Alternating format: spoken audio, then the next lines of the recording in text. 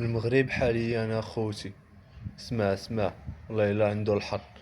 والدراري برافو عليه تنقيدو زعما. دري كاين تبارك الله، يعني دري واعي. هانتوما اسمعوا شنو غايقول لكم، اسمعوا. ولاو الرجال كيقلبوا على الخدمة، والشركات كيقلبوا على العيالات يخدموهم، والعيالات كيقلبوا على الرجال اللي خدامين باش يتزوجوهم. والله الا بصح اخوتي. والمشكلة دابا شنو المشكل الحقيقي؟ هو ان الانثى ولا تدخل في عمل الرجال، ولا الانثى تخدم شي خدمات اللي تخدمهم حتى الرجال.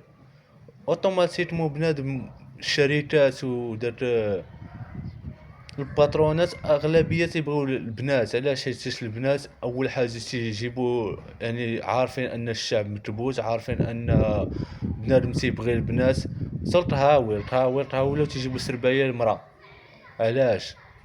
ولا جبتي سربايه مراه غادي يخدم هذا الراجل هذا. وراه بزاف اخوتي، راه بزاف د الحوايج دخلوا لهم العيالات. درت شجره مابقاوش خدامين. خلينا من كاين واحد النوع د الرجال باش ما نكونوش عدميين. كاين واحد النوع د الرجال واخا يلقى الخدمه ما تيخدمش، تيصيفط مرتو تخدم. هذا فهمتيني، هذا بعاد عليا، هذا ما تنهضرش عليه. انا تنهضر على بنادم اللي باغي يخدم وراجل ثم تنقولوا تلمتو دراعه باغي يخدم. ولكن فاش تيمشي يخدم تلقى اغلبيه البوستات اللي هما تيخدموهم غير العيالات، تيخدموا فيهم غير العيالات. وراه المجتمع غادي لواحد واحد الحاجه راه لا فول اخوتي.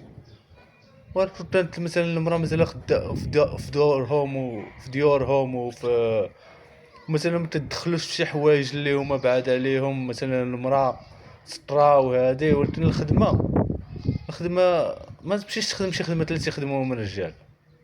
مثلا طهاوي شريتات مع عطا الله الخدمه ديال العيالات. ما تزاحميش مع الرجال، واحتراماتي لكاع بنات الناس وكاع العيالات.